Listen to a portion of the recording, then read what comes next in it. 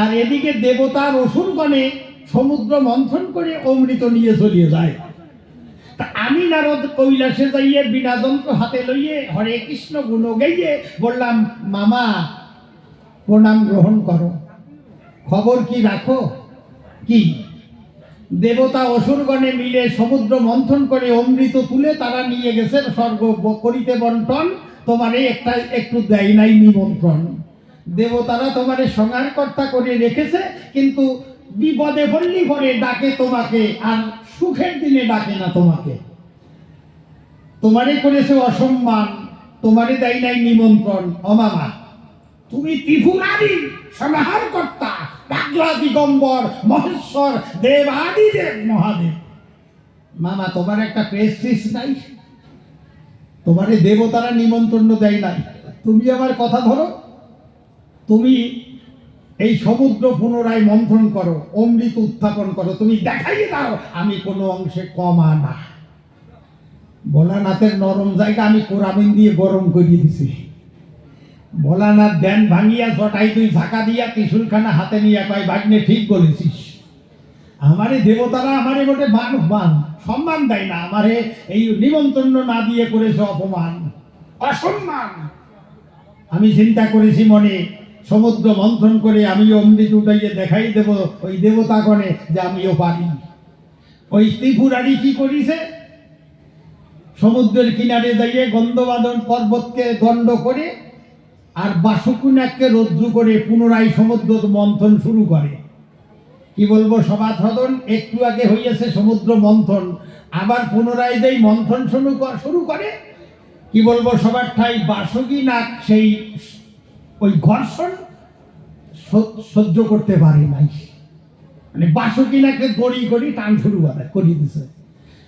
তাই সমুদ্র থেকে মন্থন ওঠার আগেই ওই বাসুকিনাক গরল ঢেলে দিছে জলে। কি বলবো সভা তলে, ভোলানাথ চিন্তা করে দিলে এই গরল যুক্ত বিষ, এই জল জীব জগৎ পান করিলে জীব জগতে ঘটবে বিপর্যয়, মনে করি ধারণা এইটা আমি করতে দেব না।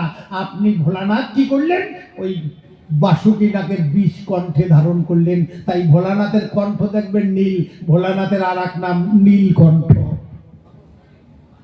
এইবারে ওই সাপের বিষ গলায় নিয়া ভোলানাথ বিষে কাতর হইয়া সমুদ্রের পরে বর্ষশীত হইয়া অজ্ঞান হইয়া হরিয়ে রয়েছে। প্রায় দেহের মধ্যে প্রাণ আছে, প্রায় অর্ধেকটা মরিয়ে গেছে, অজ্ঞান হইয়া চোখ পিটপিট করতেছে।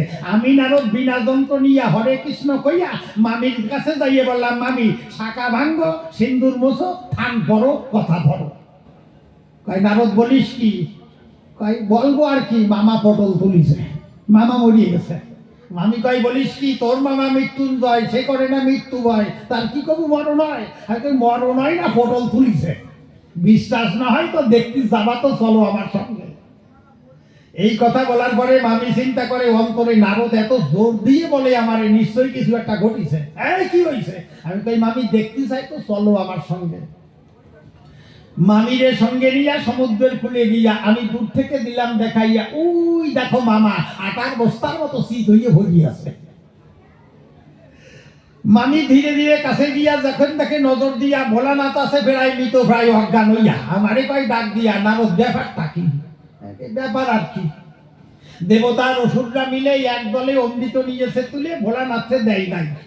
তোমার ভোলানাথ গোসাই খেপে গিয়ে পুনরায় অমৃত সমুদ্র মন্থন করতে গিয়ে অমৃত পর্যন্ত আর যায় নাই, ওই সাপের বিষ খাইয়ে চিৎপটা হইয়ে পড়ছে। মামি কয় এখন উপায় কি আছে? আমি কই হ্যাঁ উপায় একটা আছে, যে অমৃত খাবার তরে ভোলানাথ যাচ্ছে ফেরাই মরে। মামি, বিধাতা সেই অমৃত ভাণ্ড প্রত্যেকের নারীর ভিতরে করেছে দান।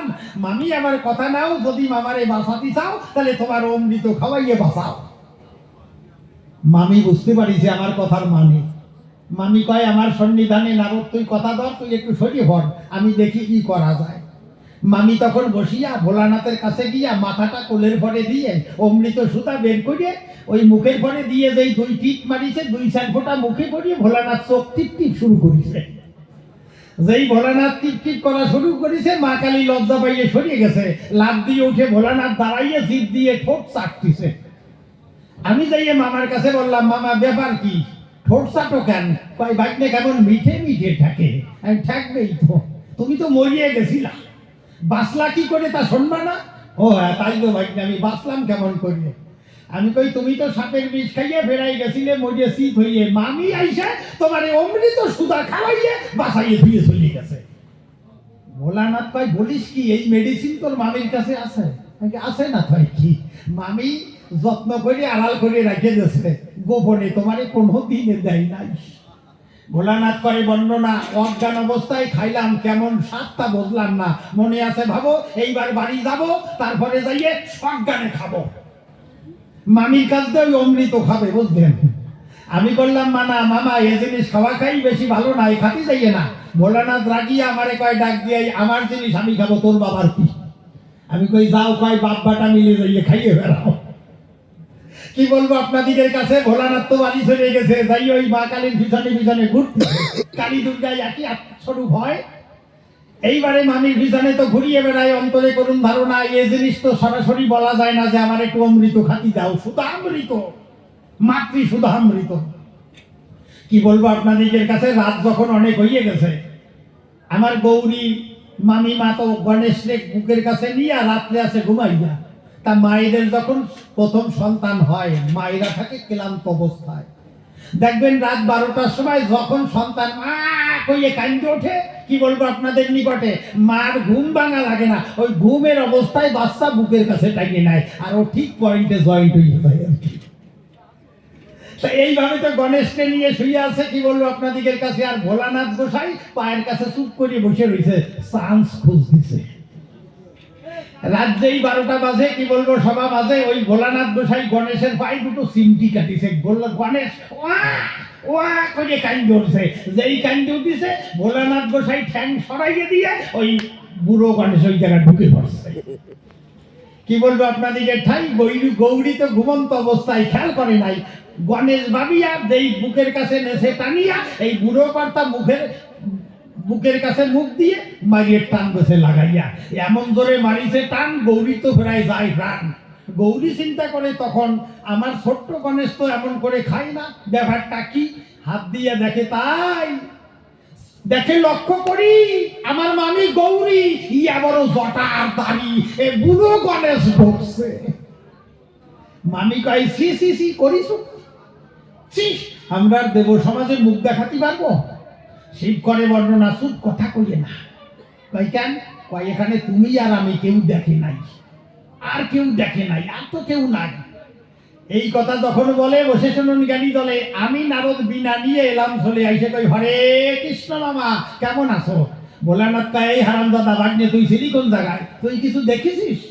আমি কই আমি খালি দেখেছি নাকি, আমি দেখে স্বর্গে দেবতাকে নিমন্ত্রণ দিছি, তারা সবাই দেখার পরে লাইন বেঁধে একত্রে দরজার দ্বারে রেশনের মতো লাইন দিছে, এই দৃশ্য দেখার কারণ। ভোলানাথ করে বর্ণনা, না তোর বাসনা পূর্ণ হবে না, আমি আশীর্বাদ করলাম দান, আজ থেকে প্রত্যেকের ঘরে এই সুধামৃত করবে পান, কিন্তু কেউ কাউকে কবে না। আচ্ছা আপনারা এইসব করেন নাকি কেউ বাড়ি? এখন করলিও তো কবেন না, ভোলানাথের আশীর্বাদ আছে, প্রত্যেকে বাড়ি এইরকম এই শিবলীলা করবে, কিন্তু কেউ কারোর কাছে কবে না। জয় রাধে। তাহলে আমার মামা মামের লীলা